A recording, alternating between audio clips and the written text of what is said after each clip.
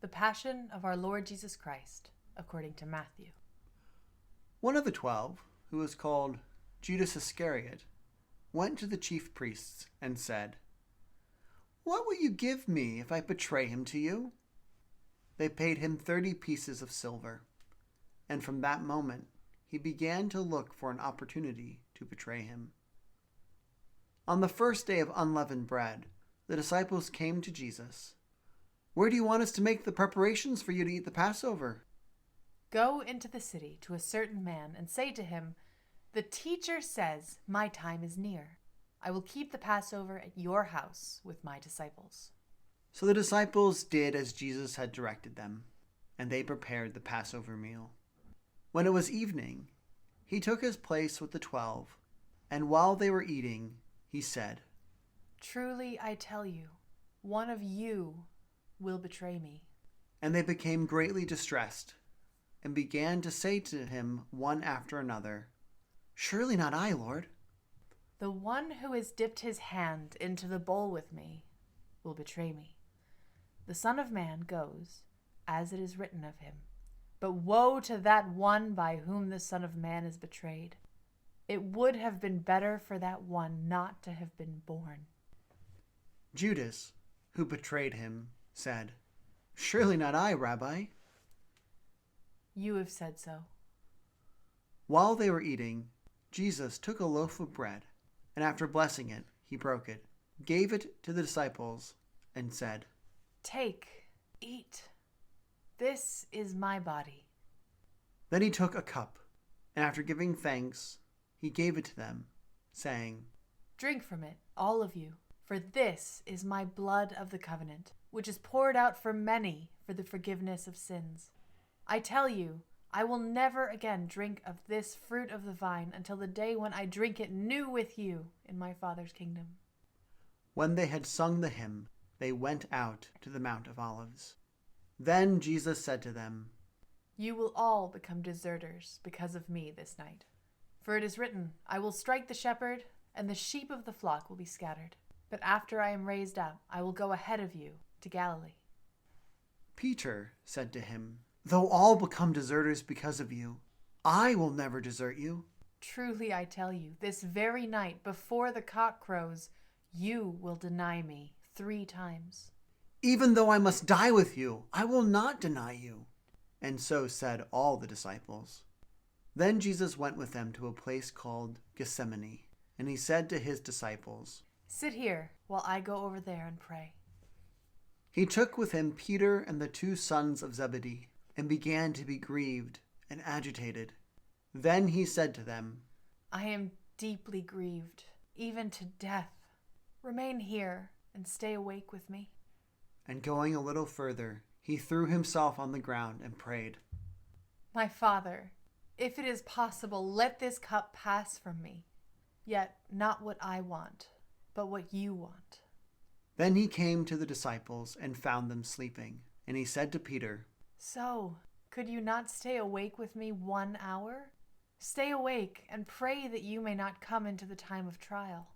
The spirit indeed is willing, but the flesh is weak." Again he went away for the 2nd time and prayed, "My Father, if this cannot pass unless I drink it, your will be done." Again he came and found them sleeping, for their eyes were heavy. So leaving them again, he went away and prayed for the 3rd time, saying the same words. Then he came to the disciples and said to them, "Are you still sleeping and taking your rest? See, the hour is at hand, and the Son of Man is betrayed into the hands of sinners. Get up, let us be going. See, my betrayer is at hand." While he was still speaking, Judas, one of the 12, arrived. With him was a large crowd with swords and clubs, from the chief priests and the elders of the people. Now the betrayer had given them a sign. "The one I will kiss is the man. Arrest him." At once he came up to Jesus and said, "Greetings, Rabbi," and kissed him. "Friend, do what you are here to do." Then they came and laid hands on Jesus and arrested him. Suddenly, one of those with Jesus put his hand on his sword, drew it, and struck the slave of the high priest, cutting off his ear. Put your sword back into its place, for all who take the sword will perish by the sword. Do you think that I cannot appeal to my Father, and that he will at once send me more than 12 legions of angels? But how then would the scriptures be fulfilled, which say it must happen this way? At that hour, Jesus said to the crowds, Have you come out with swords and clubs to arrest me as though I were a bandit? Day after day I sat in the temple teaching, and you did not arrest me. But all this has taken place so that the scriptures of the prophets may be fulfilled. Then all the disciples deserted him and fled. Those who had arrested Jesus took him to Caiaphas the high priest, in whose house the scribes and the elders had gathered. But Peter was following him at a distance, as far as the courtyard of the high priest, and going inside he sat with the guards in order to see how this would end. Now the chief priests and the whole council were looking for false testimony against Jesus, so that they might put him to death. But they found none, though many false witnesses came forward. At last, 2 came forward. This fellow said, "I'm able to destroy the temple of God and to build it in 3 days." The high priest stood up and said, "Have you no answer? What is it that they testify against you?" But Jesus was silent. "I put you under oath before the living God. Tell us if you are the Messiah, the Son of God." You have said so. But I tell you, from now on you will see the Son of Man seated at the right hand of power and coming on the clouds of heaven. Then the high priest tore his clothes and said, "He has blasphemed! Why do we still need witnesses? You have now heard his blasphemy. What is your verdict?" "He deserves death," the priest said. Then they spat in his face and struck him, and some slapped him. "Prophesy to us, you Messiah. Who is it that struck you?" Now Peter was sitting outside in the courtyard. A servant girl came to him and said, You also were with Jesus the Galilean. But he denied it before all of them. I do not know what you're talking about." Then he went out to the porch. Another servant girl saw him, and she said to the bystanders, This man was with Jesus of Nazareth. Again he denied it with an oath. "I do not know the man." After a little while, the bystanders came up and said to Peter, Certainly you are also one of them, for your accent betrays you. Then he began to curse, and he swore an oath, "I do not know the man." At that moment, the cock crowed. Then Peter remembered what Jesus had said, "Before the cock crows, you will deny me 3 times." And he went out and wept bitterly. When morning came, all the chief priests and the elders of the people conferred together against Jesus in order to bring about his death. They bound him, led him away, and handed him over to Pilate the governor. When Judas, his betrayer, saw that Jesus was condemned, he repented and brought back the 30 pieces of silver to the chief priests and the elders. "I have sinned by betraying innocent blood." The priest said, "What is that to us? See to it yourself." Throwing down the pieces of silver in the temple, he departed, and he went and hanged himself. But the chief priests, taking the pieces of silver, said, "It is not lawful to put them into the treasury, since they are blood money." After conferring together, they used them to buy the potter's field as a place to bury foreigners. For this reason, that field has been called the Field of Blood to this day. Then was fulfilled what had been spoken through the prophet Jeremiah. And they took the 30 pieces of silver, the price of the one on whom a price had been set, on whom some of the people of Israel had set a price, and they gave them for the potter's field, as the Lord commanded me. Now Jesus stood before the governor, and the governor asked him, "Are you the king of the Jews?" You say so? But when he was accused by the chief priests and elders, he did not answer. Then Pilate said to him, "Do you not hear how many accusations they make against you?"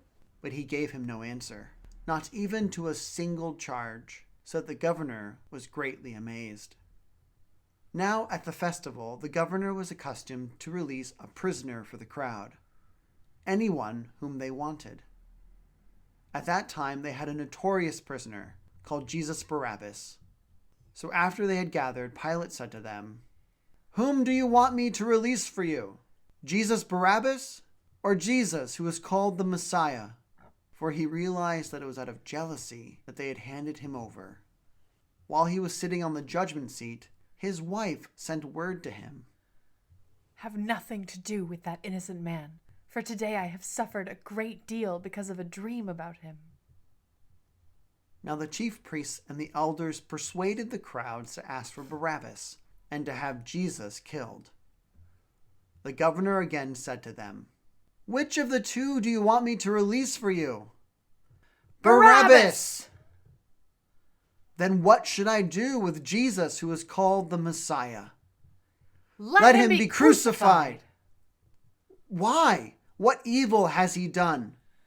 Let him be crucified. So when Pilate saw that he could do nothing, but rather that a riot was beginning, he took some water and washed his hands before the crowd. "I am innocent of this man's blood. See to it yourselves. His blood be on us and on our children." So Pilate released Barabbas for them, and after flogging Jesus, he handed him over to be crucified. Then the soldiers of the governor took Jesus into the governor's headquarters, and they gathered the whole cohort around him. They stripped him and put a scarlet robe on him, and after twisting some thorns into a crown, they put it on his head. They put a reed in his right hand and knelt before him and mocked him. "Hail, King of the Jews!" They spat on him and took the reed and struck him on the head. After mocking him, they stripped him of the robe and put his own clothes on him. Then they led him away to crucify him. As they went out, they came upon a man from Cyrene named Simon.